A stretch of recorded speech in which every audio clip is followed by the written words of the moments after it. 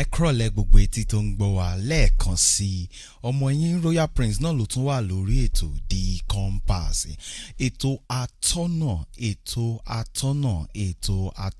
ètò yín ètò wa ni orí Oxygen FM náà la dẹ̀ tún wà 96.9 lókè àdó Ìbàdàn ètò yín náà ni atọ́nà ètò tí a gbé kalẹ̀ láti tọ́ yín ẹ̀yin òbí láti jẹ́ kẹ́ ẹ mọ ọ̀nà tí ó yẹ kí ẹ tọ̀ láti tọ́ ọmọ yín ní ọ̀nà tí ó yẹ kó lọ nípasẹ̀ ilé ìwé ẹ̀kọ́ wo ló yẹ kí ọmọ yín kọ́ ilé ìwé wo ló yẹ kí ọmọ yín lọ ọmọ yín fẹ́ di dókítà ọmọ yín fẹ́ di lọ́yà ọmọ yín fẹ́ di agbẹjọ́rò ọmọ yín fẹ́ di adájọ́ iṣẹ́ kó èyí kí ó wù kí ọmọ yín fẹ́ ṣe ètò yìí ni a gbé kalẹ̀ láti tọ́ yín sí ọ̀nà ìtòrẹ̀ náà la ṣe pé ètò náà ní ètò atọ́nà gẹ́gẹ́ bí ẹ̀dẹ̀ ṣe mọ̀ pé bẹ́ẹ̀ ni ní gbogbo ọ̀sẹ̀ la máa ń gbé ẹni tí ó mọṣẹ́ ní oríṣiríṣi iṣẹ́ wá fún yín láti tọ́ yín láti sọ ọ̀nà tí ó yẹ kí ẹ gbà láti tọ́ ọmọ yín gẹ́gẹ́ bí ẹ ṣe mọ̀ àti gbé adájọ́ wá sí orí ètò yìí bẹ́ẹ̀ náà dẹ̀ ni adájọ́ náà sọ fún wa wípé ọmọ tí ó bá máa di adájọ́ lọ́la ọ̀nà báyìí ni kó tọ́ art class ni ọmọ yín máa lọ nǹkan báyìí ni ọmọ yín máa ṣe ó sì tọ́ wa sí ọ̀nà gẹ́gẹ́ bí ẹ ṣe lè jẹ́ kí ọmọ yín di adájọ́ ní ọjọ́ ọ̀la a ti gbé oríṣiríṣi ènìyàn wá sí orí ètò wa àwọn tó kọ́ṣẹ́ mọṣẹ́ tí wọ́n sì mọ ohun tí wọ́n ń ṣe ní ẹ̀ka iṣẹ́ wọn gbogbo wọn ni a ti gbé wá sí orí ètò gẹ́gẹ́ bí a ṣe fẹ́ ṣe ní èní ni pé èní yìí a fẹ́ dáhùn àwọn ìbéèrè èyí tí àwọn tí ó ń gbọ́ wa tí wọ́n béèrè ní ọwọ́ wa torí àkókò ìgbà míì a láǹfààní láti dáhùn àwọn ìbéèrè míì so gẹ́gẹ́ bí ẹ̀dẹ̀ ṣe mọ̀ torí àkókò àti gba gbogbo ìbéèrè náà màá dẹ̀ máa dáhùn gbogbo àwọn ìbéèrè èyí tí a ti ní ìbéèrè náà wà ní oríṣiríṣi ọ̀nà àwọn ìbéèrè náà sì máa máa yànnàná ẹ̀ ní ọjọ́ tòní kí a tó lọ sí ìbéèrè wa ní pàtó mo nílò láti sọ àwọn ohun tí ó ṣe kókó tí ó yẹ kí àwọn òbí kí wọ́n mọ̀ ìwọ òbí tí ò ń gbọ́ mi lọ́wọ́ náà tí ọmọ rẹ bá wà nítòsí tètè lọ pé ní kó gbà jókòó torí ó nílò láti máa gbọ́ gbogbo ohun tí mo fẹ́ sọ ní òní lórí ètò àtọ̀nà kí a sì tó tẹ̀síwájú gẹ́gẹ́ bí a ti mọ̀ àsìkò tí a wà yìí ó jẹ́ àsìkò tí àwọn ọmọ tí wọ́n ti gba ọlùdé àwọn iléèwé míì ti bẹ̀rẹ̀ holiday wọn ìmí ò tí bẹ̀rẹ̀ àwọn míì sì ń ṣe VS ìmí sì ń ṣe party end of the year party lọ́wọ́ àmọ́ bí ẹ ṣe mọ̀ ìdánwò ti tán so àsìkò tí a wà yìí ó jẹ́ àsìkò tí ó jẹ́ pé ọ̀pọ̀ ọmọ ni ó wà ní ilé ẹ sì jẹ́ kí ẹ̀yin òbí ẹ má jẹ́ kí ọmọ yín kí ó máa rin ìrìnkúrìn ní àsìkò tí a wà yìí àsìkò yìí ló yẹ kí ọmọ yín bẹ̀rẹ̀ sí ní ka ìwé mo mọ̀ pé òbí mi ń wò wípé báwo ni ọmọ òun ó ṣe bẹ̀rẹ̀ sí ní kàwé ní ìsìngbà tó jẹ́ pé September sì ni wọ́n ó wọlé irọ́ o ẹ má ṣe báyẹn o ẹ̀yin òbí ṣé ẹ̀ ń gbọ́ mi báyìí òbí mi máa jẹ́ kí ọmọ rẹ̀ kó jókòó ti tẹlifíṣàn iná wa tiẹ̀ ti dáadáa ní ọ̀pọ̀lọpọ̀ agbègbè ní ìsìn ọmọ mi ó kàn jókòó ti tẹlifíṣàn yóò mọ wo cartoon èmi yóò mọ wo fíìmù ẹ̀yin òbí ẹ má jẹ́ kí ọmọ yín fi gbogbo àkókò ayé rẹ̀ wo fíìmù ẹ má sì fi jẹ́ kó mọ tẹ́sẹ̀tì ẹjọ́ ẹ̀yin òbí àsìkò tí àwọn ọmọ wà ní ìsìn yìí bí wọ́n ṣe lọ iléèwé ẹ fún wọn ní nǹkan tí wọ́n mọ̀ ṣe tí ó jẹ́ àǹfààní fún wọn ẹ̀yin òbí ẹ gbọ́dọ̀ máa ro tọ̀la òbí kọrin kan ó ní pé jẹ́ kí alẹ́ mi jẹ́ kí ó sàn mí jẹ́ kí alẹ́ mi jẹ́ kí ó dára bí ẹ sì ṣe mọ̀ àwọn ọmọ yín náà ní ọjọ́ ọ̀la yín ohun tí ẹ bá sì ti fi ń kọ́ wọn ní ìsìn ni ó sì jọjọ́ àárọ̀ wọn ohun ni yóò mọ́ wọn lára títí tí wọ́n fi dàgbà ìwọ òbí tí o bá ń rò nípa ọjọ́ ọ̀la rẹ bẹ̀rẹ̀ ní ìsìn jẹ́ kí ọmọ rẹ jẹ́ kí ó mú ohun tó yẹ kó ṣe lọ́kùnkúndùn. Ẹ jẹ́ kí ọmọ yín bẹ̀rẹ̀ sí ní ka ìwé. Èyí tí ò bá tiẹ̀ tí ì fẹ́ mọ́ ka ìwé, ẹ jẹ́ kí ó wá nǹkan tí ń kọ́. Ẹ mọ́ kàn ṣe jẹ́ kí àwọn ọmọ yín, ẹ má jẹ́ kí wọ́n kàn jókòó tẹ̀tẹ̀rẹ̀ sílé. Ẹ jẹ́ kí ó mọ́ ka ìwé. Èyí tí ò bá tí ì lè fẹ́ mọ́ ka ìwé, ẹ jẹ́ kí ó kọ́ṣẹ́. Èyí tí ò bá fẹ́ kọ́ṣẹ́, kó ṣáà máa ṣe nǹkan tí yóò san ní ọjọ́ ọ̀la. Ẹ má jẹ́ kó kàn mọ́ ṣeré, ẹ má kàn jẹ́ kó mọ́ wo fíìmù, ẹ má kàn jẹ́ kí ọmọ yín kó mọ́ ṣeré kiri àdúgbò kó lọ mọ́ kí ọ̀rẹ́. Irọ́ o. Ẹ jẹ́ kí ọmọ yín bẹ̀rẹ̀ sí ní ka ìwé lọ́kùnkúndùn, torí wípé ẹ gbọ́dọ̀ mọ̀ wípé ọmọ tí ọjọ́ ọ̀la rẹ̀ bá máa dára, gbogbo nǹkan tí ó ń ṣe ní òní, ó gbọ́dọ̀ mọ̀ wípé gbogbo ohun tó ń ṣe ní òní ó jẹ́ nǹkan pàtàkì, ó jẹ́ nǹkan tí ó jẹ́ kí ọjọ́ ọ̀la rẹ̀ ó dára. Ara nǹkan bẹ́ẹ̀ náà sì ni ìwé. Ẹ jẹ́ kí ọmọ yín ó ka ìwé, ẹ̀yin òbí. Ọmọ tí ò gbọ́ràn, mọ́mọ́ jẹ́ kí ìfẹ́ ọmọ ó pọ̀ jù tó jẹ́ pé ò ní lè bọ́mọ rẹ wí. Torí mo máa ń rí àwọn òbí mi nílé ìjọsìn, máa rí pé bí ọmọ òun náà ṣe ń ṣe, òbí rẹ̀ ò lè bá wípé dúró síbí, lọ síbí, ka ilé, ṣe lè. Ó kàn ṣáà fi gbogbo ẹ̀ lẹ́fun. Ọlọ́run ní ń bá mi tọ́, kọ́lọ́run jẹ́ ó gbọ́ràn, kọ́lọ́run jẹ́ ó ṣe kinní kan. Irọ́ ò bá ń kọ́ ni àwọn òbí kan ṣe ń tọ́ ọmọ wọn o. Òbí, ọwọ́ yín ni ó wà.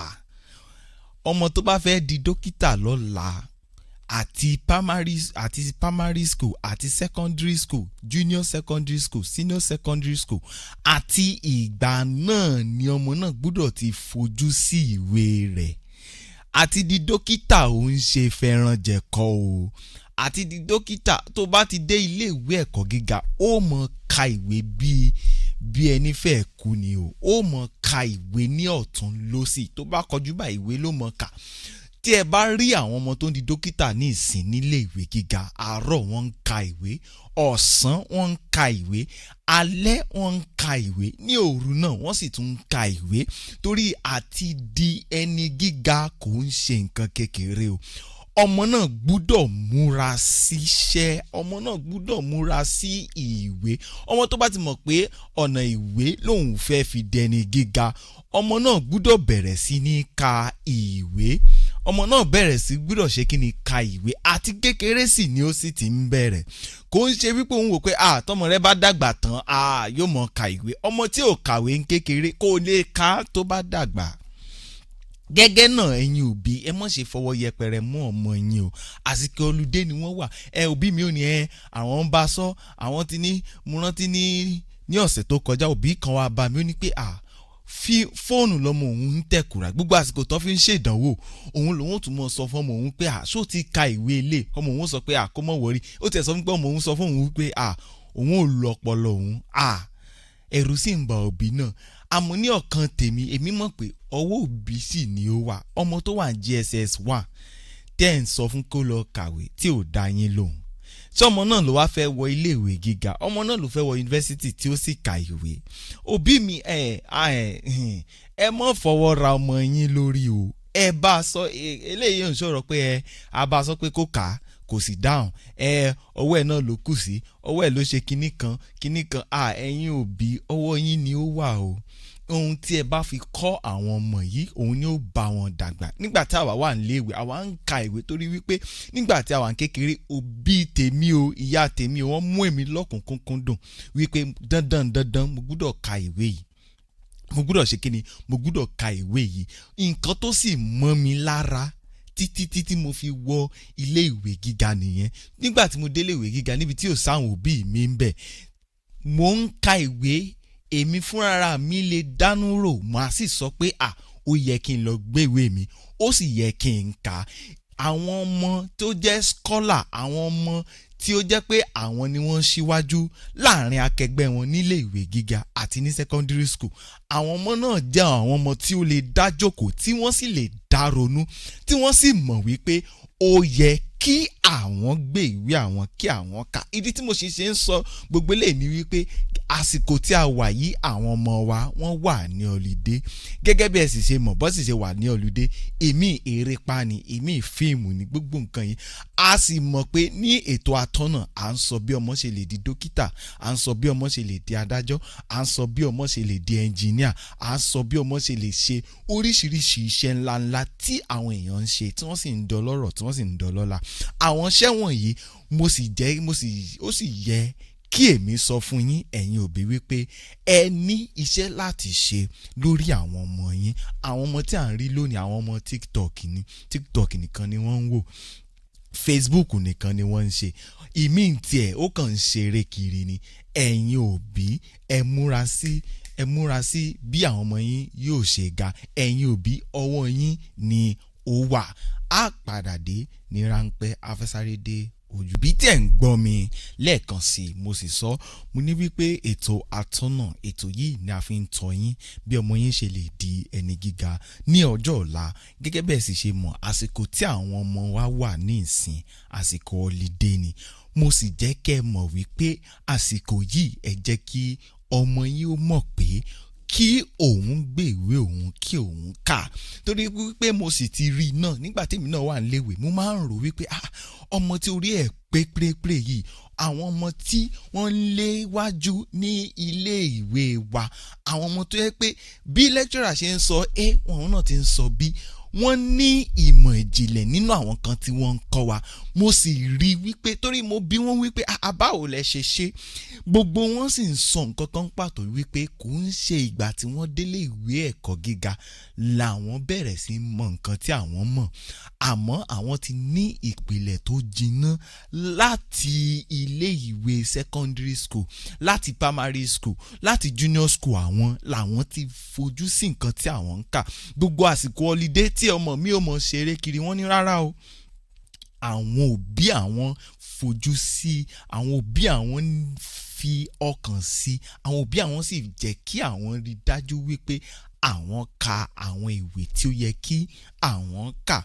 Bẹ́ẹ̀ sì ni mo sì ní ó ṣe kókó fún mi láti sọ fún àwọn òbí tí ó ń gbọ́ mi ní ìsìn wípé jẹ́ kí ọmọ rẹ ka ìwé. Ọmọ tó bá jẹ́ pé kò ń ṣe ìdí ìwé lóhun ti fẹ́ di nǹkan tó fẹ́ dì, ká ní pé ìdí iṣẹ́ ni, kò ń ṣe gbogbo iṣẹ́ náà ni, kò ń ṣe gbogbo ènìyàn tó di ńlá lónìí ni ó lọ ka ìwé ilé àbí ìyún. Ẹlòmíì di ní ńlá nípasẹ̀ tailor, ìmíì di ńlá nípa oríṣiríṣi iṣẹ́. Tó bá jẹ́ pé ọmọ rẹ ó fẹ́ ṣe iṣẹ́ kan ni àbí ó nífẹ̀ẹ́ sí láti kọ́ iṣẹ́ kan, àsìkò holiday yìí jẹ́ ẹ rí dájú wípé ọmọ náà lọ kọ́ iṣẹ́ náà. Ẹ rí dájú wípé ọmọ náà fi ọkàn sí. Kókò mọ́ jẹ́ pé ó máa kúrò nílé ní àárọ̀ pé òun lọ ìdí iṣẹ́. Ẹ sì mọ̀ wípé ọmọ yín ti gba bòmíì lọ, kò lọ sí ibi iṣẹ́ tó sọ fún yín pé òun fẹ́ lọ. Ẹ má jẹ́ kó rí bẹ́ẹ̀ o ẹ̀yin òbí. Ẹ rí dájú pé bó ṣe kúrò nílé ìdí iṣẹ́ tó lóun lọ, ibẹ̀ náà ló gbà lọ. Ṣé ẹ ń gbọ́ mi báyìí? Ẹ rí wípé ọmọ yín ń ka ìwé.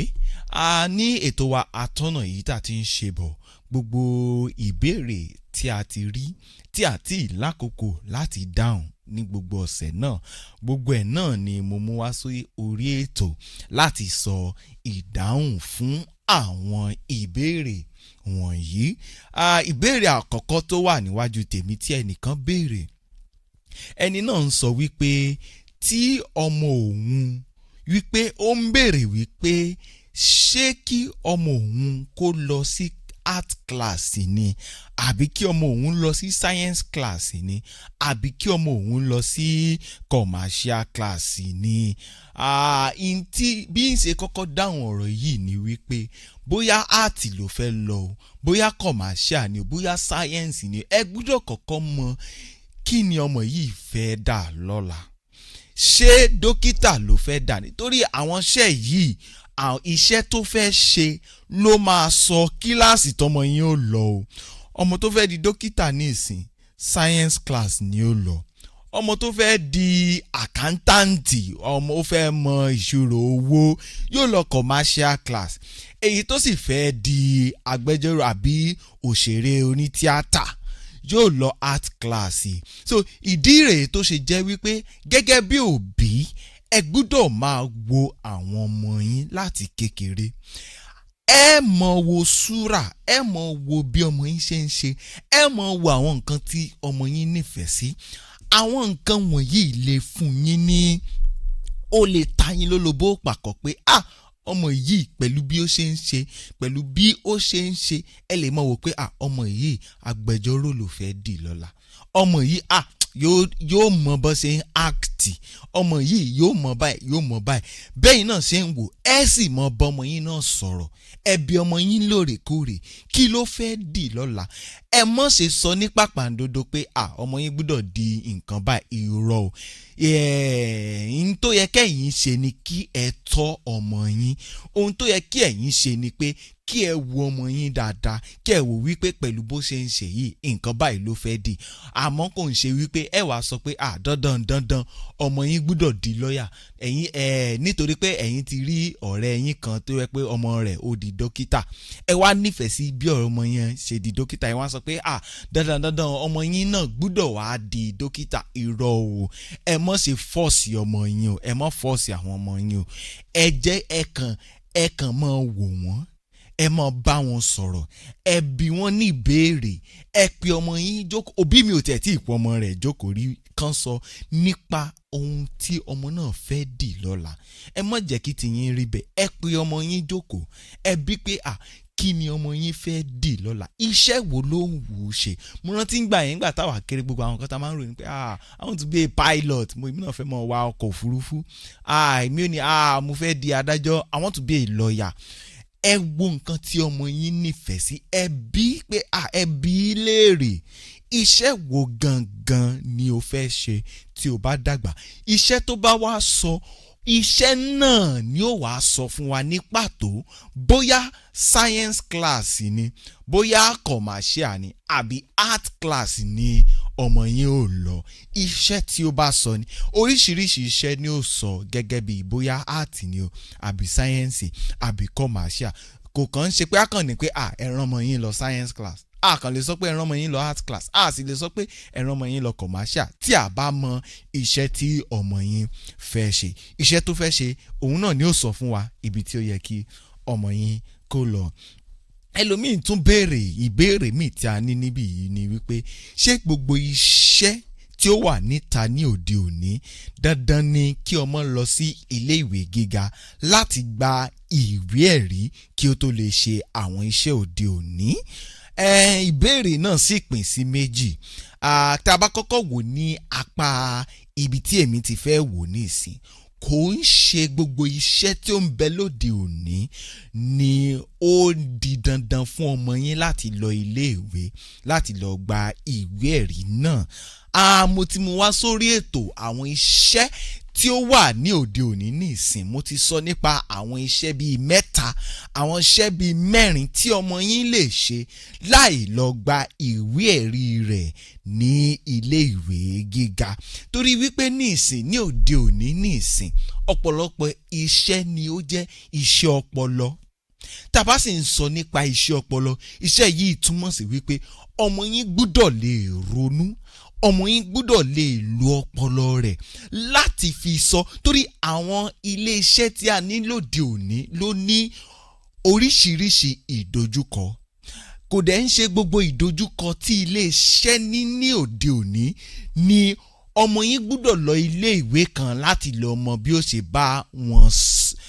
bá wọn pèsè ìbéèrè sí àwọn ìdojúkọ wọ̀nyí. Àwọn ìdojúkọ tí àwọn iléeṣẹ́ gan ń rí ní òde òní ní ìsìn, àwọn ìdojúkọ náà ó fẹ́ kí àwọn èèyàn lè ronú jinlẹ̀.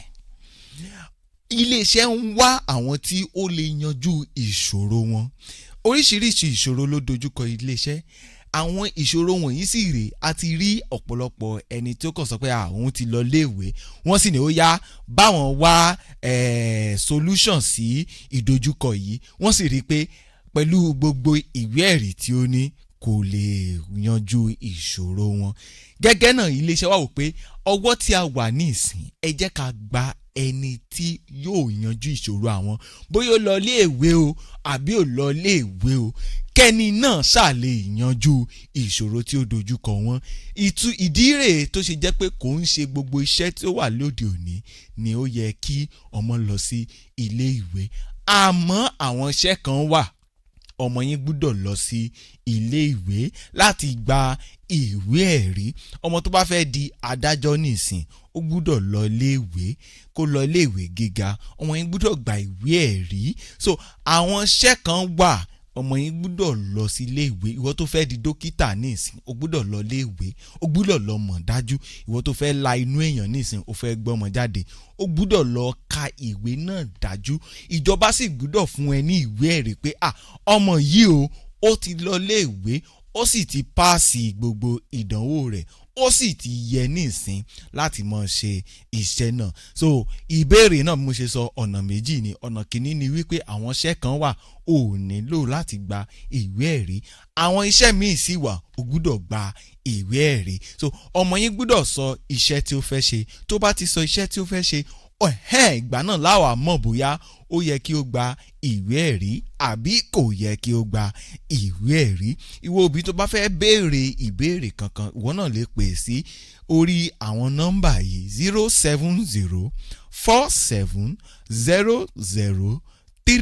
07047003969 tàbí kí o pè sí orí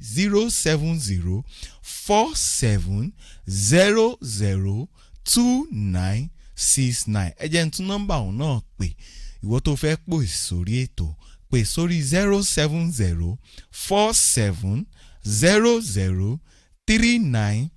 07047003969 tàbí kí o pè sí orí 07047002969. ẹ̀yin òbí torí mo mọ̀ pé ọ̀pọ̀lọpọ̀ òbí ní wò pé iṣẹ́ eléyìí iṣẹ́ èèyàn ọmọ mi fẹ́ di kinní kan, ọmọ mi fẹ́ délé, ọmọ mi fẹ́ di yìí, wọ́n sì fẹ́ mọ̀ bóyá ṣé ó dandan ni kó lọ gba ìwé ẹ̀rí ni àbí kí ó lọ kọ́ iṣẹ́ kan. Hello sir. Ẹ káàsán o, ẹ ti wọlé sórí ètò. Ẹjọ́ máa ní nǹkan tí mo fẹ́ béèrè ní pé mo ní ọmọ kan ó fẹ́ jáde commonwealth. Okay. So mo wá bílẹ̀ pé iṣẹ́ wo ló fẹ́ kọ́, wá ní pilot ló fẹ́ kọ́. Okay. So mo wá sọ pé ó máa kàwé dáadáa o. Bẹ́ẹ̀ni. So mo fẹ́ ká gbà mí mọ́ràn. Bẹ́ẹ̀ni ẹ ṣe gan-an ọmọ tó bá fẹ́ di pílọ́ọ̀tì ṣé ń gbọ́ mi mọ́mì kí lorúkọ yín mà ibo lẹ̀dẹ̀ tí ń pè wá. Yétúndé ní Ìyànà court. Ok ẹ ṣe gan-an ṣé ẹ̀ ń gbọ́ mi báyìí ọmọ tó bá máa di pílọ́ọ̀tì ó gbúdọ̀ ní ìmọ̀ ìjìnlẹ̀ nínú mátímátíìsì ṣé ń kọ́lẹ̀ físíìsì. English àti àwọn iṣẹ́ mìíràn. Ọmọ yín sì ṣe parí common entrance ni. Ẹ gbúdọ̀ rí dájú wípé ọmọ yín ka ìwé dáadáa. Ọmọ yín sì torí junior school àti secondary school ibẹ̀ ni wọ́n ti set foundation fún. Àwọn nǹkan tí ó kọ́ ní ilé ìwé gíga orí nǹkan tí ó bá mọ̀ nígbà tó wà ní junior school àti secondary school orí ẹ̀ ni wọ́n kọ́lé. Ọmọ náà gbúdọ̀ múra sí mathematics ẹ̀ dáadáa àti physics ẹ̀ ṣé ń gbọ́ mi mọ́mì.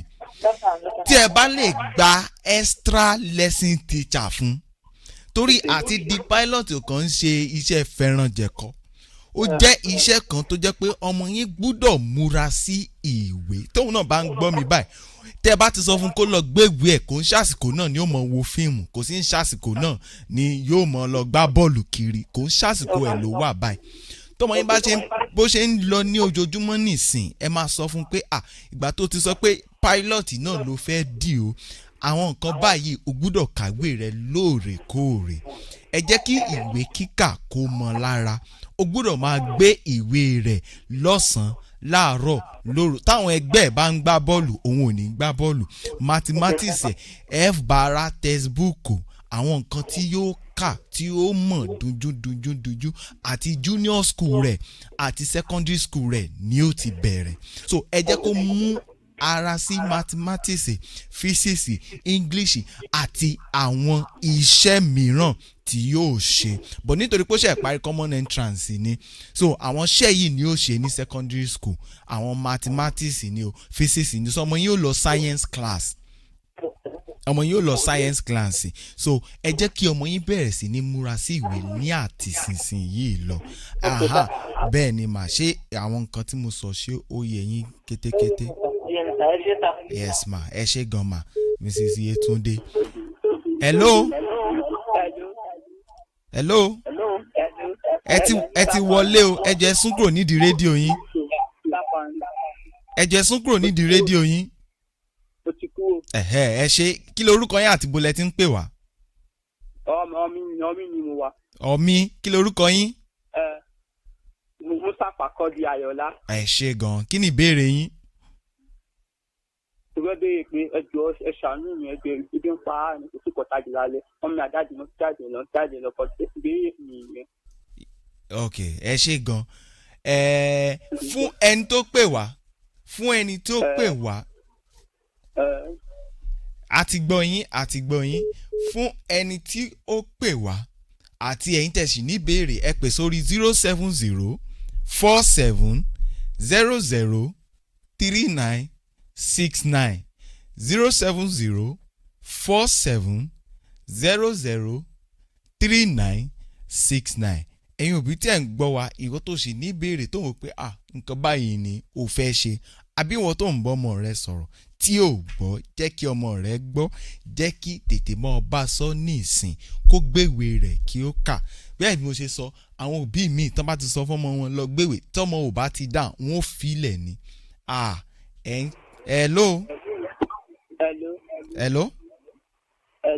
Hello, ta ló ń sọ̀rọ̀? Kí lorúkọ yín? Hello. Gẹ́gẹ́ bí mo ṣe ń sọ lọ, àwọn òbí mi wà, wọn ò bá ọmọ wọn sọ̀rọ̀, ọmọ wọn ò ní gbọ́, wọn ò fi ilẹ̀. Nǹkan tí ẹ̀dẹ̀ mọ̀ ni wípé ẹ̀ ń kọ́ ọmọ yín ní nǹkan tí ò dáa. Nǹkan tí ò dáa kò sì dáa ni, kò lórúkọ mìíràn. Àwọn òbí mi tán bá ti ní kọ́mọ lọ gbéwé rẹ̀ tí ò bá ti gbé ẹ fi ilẹ̀ ní ẹnì tọ̀, ìwọ ló mọ̀, òun kọ́ ló mọ̀ o. Àwọn ọmọ wọn nílò ẹni tí ó kọ́ wọn. Àwọn ọmọ wọn nílò ẹni tí ó tọ́ wọn. Má ṣe fi ayé ọmọ rẹ sí ọwọ́ ọmọ rẹ. Ìwọ gangan ló máa nílò láti mọ̀ wípé ọmọ rẹ kà. Ìmọ̀ tí ò bá ti gbọ́, ẹ lù ní pankẹ́rẹ́. Ẹ rí dájú wípé ọmọ yín ka in tí ó yẹ kí ó kà. For those of us that want me to say it in English language, the program is The Compass, and what we are looking at today, we are looking at questions our audiences have been asking us, but because of we don't have enough time always, we have to compile some of these questions, and then I need to provide answers to the questions. But before providing, hello,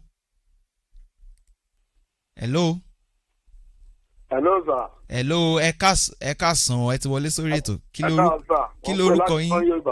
Láti Sanyo, kí lorúkọ yín? Ọmọ ọba ọ̀run láti Sanyo Ìbàdàn. Ẹ ṣe sórí ètò, kí ni ìbéèrè yín? Nǹkan tí mo fẹ́ sọ bí ẹ ṣe ń kọ́ wa yẹn, inú mi dùn púpọ̀ lórí nǹkan tí àwọn bá fẹ́ ṣe pé kí wọ́n gbé. Ẹ tún máa la àwọn òbí náà lọ́yẹ̀ yìí pé pọ̀tẹ́fà ìwé tó rí wọn mọ́rí kó kà, wọ́n lọ kọ́ iṣẹ́ ọwọ́ o. Nítorílẹ̀-èdè yìí ń lọ ní ìsìn, ó ní agbára gan o. Àwọn tó bá dẹ̀ tilẹ̀ ni èso ń bẹ̀ lọ́wọ́ ẹ̀ o. Gbọ́dọ̀ wọn bá ń lọ skul náà, wọ́n fi jẹ́ kọ́mọ níṣẹ́ ọwọ́ kan lọ́wọ́, ó níṣẹ́ ọwọ́ kan lọ́wọ́. Bọ́dún mo fẹ́ sọ náà nìyẹn. Bẹ́ẹ̀ ni ẹ ṣe gan sà, ẹ ti sọ ọ̀rọ̀ náà ẹ ti sọ ọ̀rọ̀ síbi tí ó yẹ kí ọ̀rọ̀ wà. Ẹni tó pè wá gbẹ̀yìn in tí wọ́n ń sọ ni wípé bí ọmọ yín ṣe ń lọ ilé ìwé, bí ọmọ yín ṣe ń ka ìwé, ẹ tún jẹ́ kí ọmọ yín kó tún ṣe kí ni, kí ó ní iṣẹ́ lọ́wọ́. Ẹ jẹ́ kí ọmọ yín kọ́ àwọn iṣẹ́ míì. Bí ó ṣe ń ka ìwé, bí a ṣe wà lásìkò holiday nìsín, ọmọ mi tó bá ti lọ lẹ́sìn, tó bá ti dé láti lẹ́sìn, ẹ lè fún ní nǹkan míì tí ọmọ yín lè mọ̀. Ìmí ó lè jẹ́ fashion designing ni o. Ìmí n tó bá rí pé ọmọ rẹ̀ nífẹ̀ẹ́ sí. Nígbà tí èmi náà wà níléèwé, èmi náà mójútó àwọn nǹkan míì yàtọ̀ sí ìwé tí mò ń kà. The same tí mo ṣe ń bá yín sọ̀rọ̀ yìí, èmi náà sì ń jẹ nínú. Hello. Ẹ káàsán, ẹ kú ètò. Ẹ káàsán, kí lorúkọ yín, ibo lẹ ti ń pè wá? Orúkọ mi ni Olúrántí Òdùgbèmí. Láti bo? Àtàdámàsìgbà. Àtàdámàsìgbà. Kí ni ìbéèrè yín mà? Nǹkan tí mo fẹ́ sọ ni pé kí ló fà á tó jẹ́ pé àwọn ọmọ ìsìn yìí wọn ò kọjú mọ́wé bíi tàtijọ́ mọ́, kí ló lè fà á?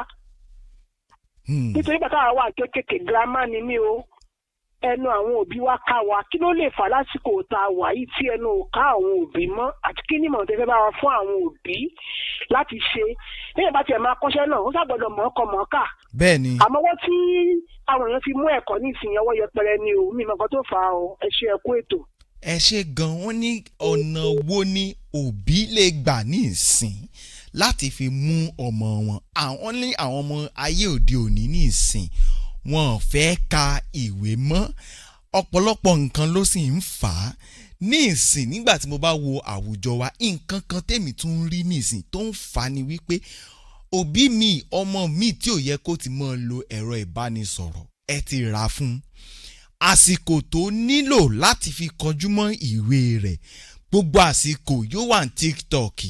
Ọmọ náà mọ tẹsẹ́ẹ̀tì, tí ò bá ní data yóò mọ play game. Kò sí géèmù tí àwọn ọmọ ìsìn ò mọ̀ tán. Òbí mi sì wà, fóònù rẹ̀ ni ó gbélé ọmọ lọ́wọ́. Tọ́mọ bá ti disturb ẹ̀ díẹ̀ báyìí, yóò gbé fóònù lé lọ́wọ́ ni. Ọwọ́ òbí sì ni ó wà. Òbí nílò láti rí àwọn láyé ìgbà náà, àwọn òbí ti wá lórí wípé àwa ka ìwé. Tí àwa ò bá ka ìwé, á jẹ́ fóònù yà. Mo rántí ó ní oríṣiríṣi nǹkan tí àwọn òbí ti wá fi kọ́ èmi o. Nígbà náà tó bá ní kí n lọ gbé ìwé tí mi ń bá dáhùn, mo mọ̀ pé mo fẹ́ sunkún sùn ni. Àmọ́ ní ìsìn àwọn òbí náà ló ń ba àwọn ọmọ yìí jẹ́.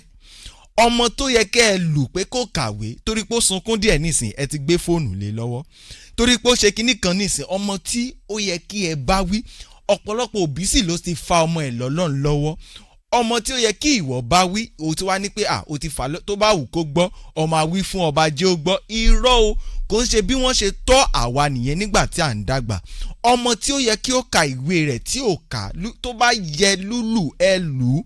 Ọmọ tí ẹ bá wí tí ò gbọ́, àti kékeré ní ìsìn lẹ́ẹ̀tì mọ́ bá wọn wí. Kò ń ṣègbà tí wọ́n bá dàgbà tán, tí wọ́n ti wùyẹ́, tí wọ́n ti mọ ọwọ́ ọ̀tún yàtọ̀ sọ́wọ́ òsì, tí wọ́n sì ti mọ ohun tó yẹ kán ṣe. Ọ̀pọ̀lọpọ̀ òbí mi ó ti fẹ́ràn ọmọ jù. Òbí mi ti fẹ́ràn ọmọ jù. Àsìkò tí a wà yìí, àsìkò tí àwọn ọmọ ń wà ní ìsìn, àsìkò tí ó yẹ kẹ́ ẹ bá wọn wí ni. Wọ́n ti ní ọmọ tí bàbá bá fẹ́ràn, òun náà ni ó ń bá wí. Kò ń ṣe pé ọmọ yín sunkún díẹ̀ nísìn, ẹ ti gbé fóònù lé lọ́wọ́. Ọmọ yín sunkún díẹ̀ nísìn, ẹ ti ń bẹ̀. Ọmọ tó yẹ kẹ́ ẹ bá wí, ọmọ tó yẹ kẹ́ ẹ rí pé ó ṣe nǹkan tí ó yẹ kó ṣe. Nǹkan míì tó yẹ kí àwọn òbí náà ṣe nísìn ni wípé ẹ rí dájú wípé àwọn ọmọ yín ẹ rí dájú wípé àwọn ọmọ yín wọ́n fi yín ṣe àwòkọ́ṣe. Mo ti ń rí ní ìsìn, ẹ mọ̀ ayé ìgbà náà ní ìsìn, ayé ìgbà tí àwọn òbí ti wá ń tọ́ wa, ẹ̀rọ ìbánisọ̀rọ̀ tí ìyapa ń gbà náà, àwọn òbí ti wá ìsídà ká rí wọn lẹ́nu iṣẹ́, àbí ká rí wọn tí wọ́n ń ka ìwé, àbí ká rí wọn wípé wọ́n ń ṣe lè, wọ́n ń ṣọ̀hún. Àmọ́ ní ìsìn nǹkan tí àwọn ọmọ ń rí tí àwọn òbí ń ṣe ni wípé àwọn òbí gan wọ́n kàn jókòó ti fóònù ni. Wọ́n jókòó ti fíìmù.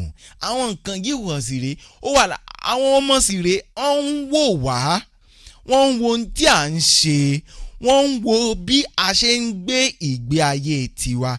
Ẹ jẹ́ kí ìgbé ayé tiwa náà gẹ́gẹ́ bí òbí ẹ jẹ́ kó jẹ́ àwòkọ́ṣe. Kò ń ṣe pé o jókòó ti fíìmù láti àárọ̀ títí dalẹ́ ọmọ ẹ jókòó tiẹ̀ ẹjọ́ ń wò ni. O tẹ fóònù láti àárọ̀ títí dalẹ́ ọmọ ẹ jókòó tiẹ̀ ẹjọ́ ń tẹ̀ ẹ́ ni. Irọ́ o. Tí o bá ti rí pé ọmọ rẹ ò fẹ́ kàwé tètè sọ fún un lọ gbé ìwé tiẹ̀. Jẹ́ kọ́mọ rẹ rí ìwọ gẹ́gẹ́ bí àwòkọ́ṣe. Ìwọ tó bá fẹ́ pè sórí line wa 07047003969 07047003969 tàbí kí ẹ pè sórí 07047002969. Àkókò tí àwọn ọmọ wa wà ní ìsìn, àkókò tí ẹ gbúdọ̀ rí dájú pé wọ́n ń ka ìwé tí ó yẹ kán kà. Hello ojú òpó náà tẹ bá fẹ́ pè wá sórí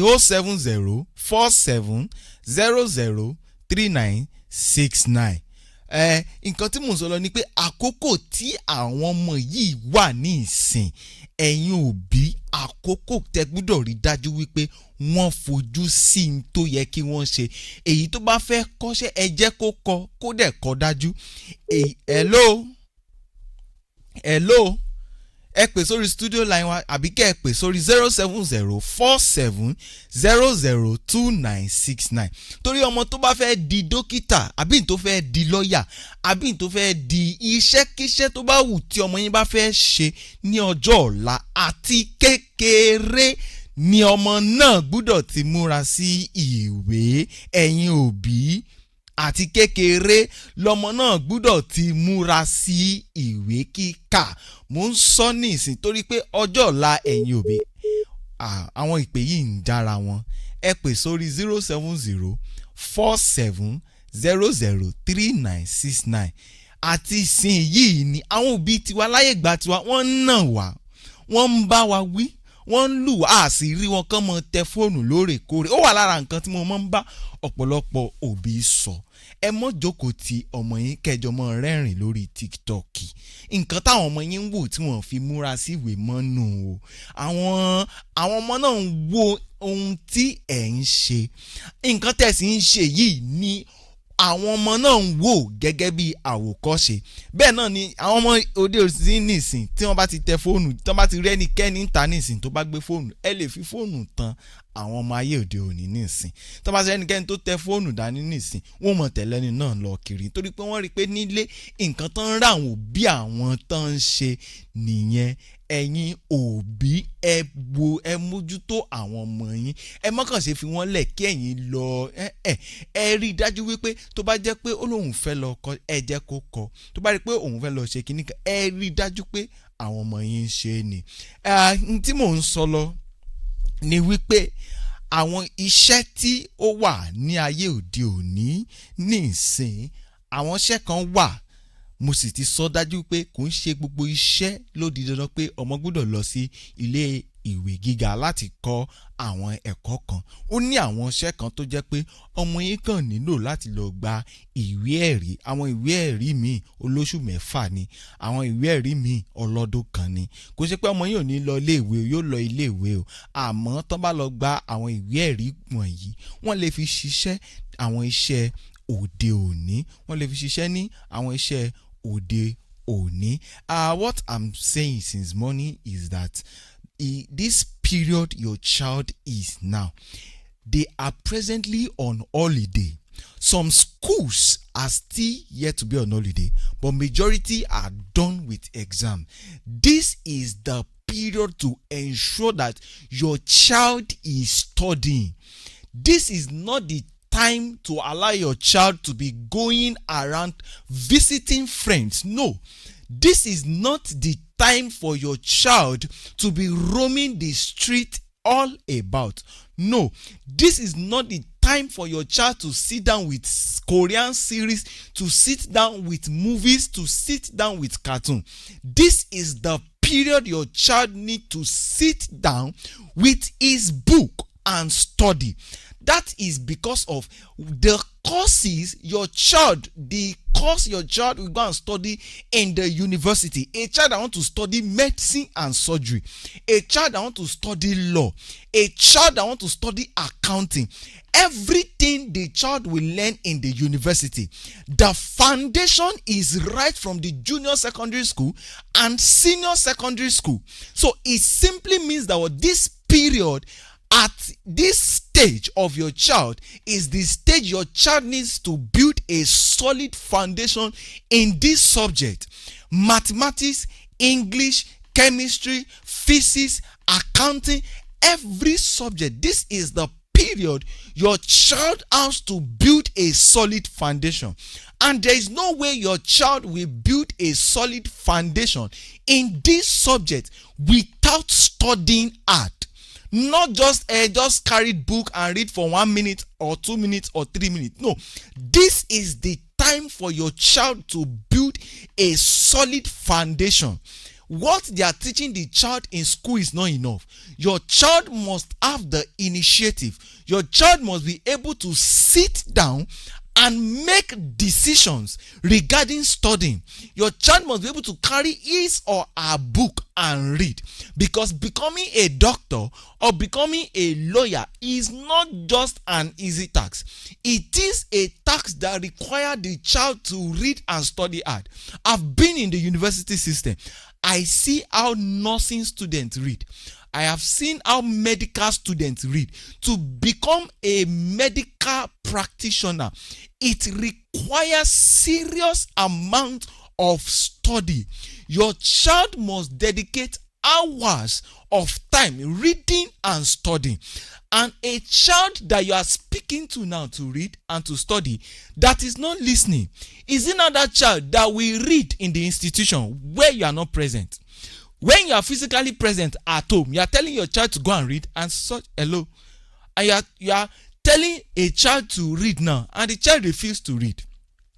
Is it now that child that we now read when nobody is there to monitor the child? So it simply means that as parents, this is the time for you to start inculcating the habit to ensure that your child can carry his or her book and read and study. Parents, during this holiday time, don't allow them to just sit down with movies. Don't just allow them to sit down. I see parents complain that I'm talking to this child. The child is not listening. I called him, Junior, go and carry your book. Go and read. Junior is not listening. That is not how we were raised. I remember growing up, if my mommy should ask me to carry my book and I refuse to carry it, I know the repercussion. It simply means that I want to cry. And because of that habit has built something in me that when I got to higher institution where there is no supervision, I was able to carry my book and to study very hard. And I graduated in flying colors. And what I'm trying to say is that now is the time as parent, you have to ensure that your child is studying. This is the time. See, don't let your child dictate to you what they want. You are the one that will train your child. The destiny of the child, before it is handed over to the child, must first be in the hand of the parent. You have to ensure that your child is reading. You have to ensure your child studies hard. It is not just enough that your child has gone to school 8 to 4 or 8 to 3 and your child is already back from 2. If he likes, he should do his assignment. If you like, he should carry his book and all of those things. That is not how your child will become a doctor. That is not how your child will become a lawyer. That is not the way your child will become what he wants to become. A parent called earlier that his child wants to become a pilot. And I was explaining to the child, to the parent, that what now is the time for such child to build a strong foundation in mathematics. The child have to build a strong foundation in physics. The child has to build strong foundation in English language. Now is the time. It is not by just desire. it is not just by ambition. It is more on what the child is doing now. The child must take their study very, very, very serious.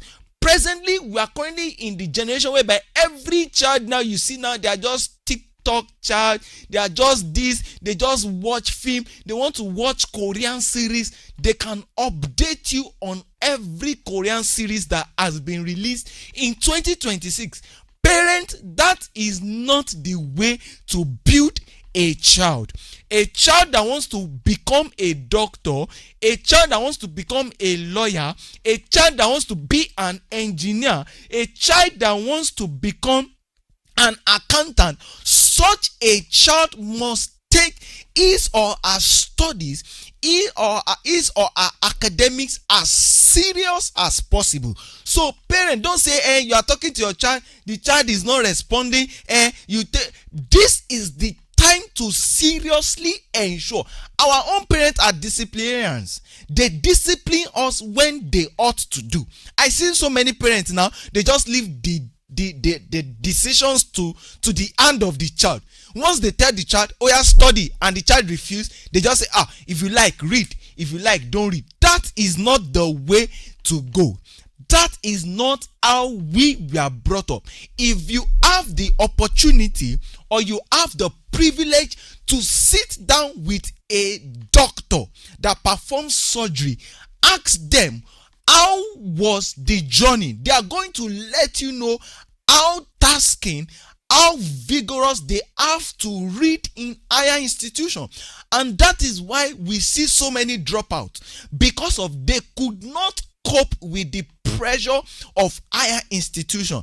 When you are going for medical courses, if you don't meet up with the required grades, they are going to evict you out of that course. There are some courses that if you don't meet up with the standard they've set, they will transfer the child from that medical line to another course. While I was in higher institution, I studied agriculture. Every year we used to receive students from other top departments because of they could not cope with the grade. They could not cope with the pressure that comes with the course. So it simply means that for you to build that career you want for your child, you must ensure that you give that child a solid foundation. You must give that child a solid foundation that is needed for them to become that thing they want to become. So a child that wants to become a lawyer, law students read a lot. Because of lawyers have to go to art class and all of those things, they don't necessarily have to. It's a lie. If you go to law school, your child will read. So what I'm trying to say in essence is that this period they are on holiday, if you have the financial capacity to enroll them for lessons, please do. If you have the capacity as parents to get a personal lesson teacher for your child that will build their foundation in mathematics, if they are science students, that will build their foundation in mathematics, in English, in physics, in chemistry, in all of these science related courses. If you have the financial capacity to hire a tutor for them, please do. No amount of money you are spending on your child education is too much. No amount of money is too much. Never. The more you are spending, the more you are giving them a solid foundation that is needed. If you want to call to our studio line, you can call to 070-4700-3969, or you can call to 070-4700-2969. Let me call it one more time. 070-4700-3969, or you call to 070-4700-2969. We are rounding up already and we'll be going. In summary, ensure that this period you maximize it for your child. This holiday period, you maximize it for your child. Don't just allow them to be roaming about. Don't just allow them to just be watching movie or to be playing games. No. Ensure that what they are learning. Nǹkan tí mo dẹ̀ ń sọ ní pàtó ni pé àsìkò yìí tí wọ́n wà ní ọlùdé, ẹ má ṣe jẹ́ kí wọ́n máa rìnrìn kúrìn. Àsìkò yìí, ìwọ tí o bá lágbára tó lè gba lesson teacher fún ọmọ rẹ, jọ̀ọ́ gbà. Kò sí iyekíye tí ó pọ̀jù tí o lè ná lórí ilé ìwé ọmọ rẹ. Bí ẹ ṣe mọ̀, àsìkò yìí gangan ni wọ́n nílò láti kọ́ gbogbo ipá, gbogbo agbára tí o lè sà láti rí dájú wípé ọmọ rẹ kọ́ ẹ̀kọ́ yìí ó sì kọ́ díjú. Jọ̀ọ́ sa gbogbo ipá náà, ná owó náà. Má ṣe rò wípé ṣé màá wá san iye báyìí fún lesson teacher, ṣé màá wá san iye báyìí, ṣé màá wá ṣe kíní kan. Má ṣe rò bẹ́ẹ̀. Ná owó náà lé orí ọmọ rẹ, sì rí dájú pé ọmọ rẹ sì ń ka ìwé rẹ̀.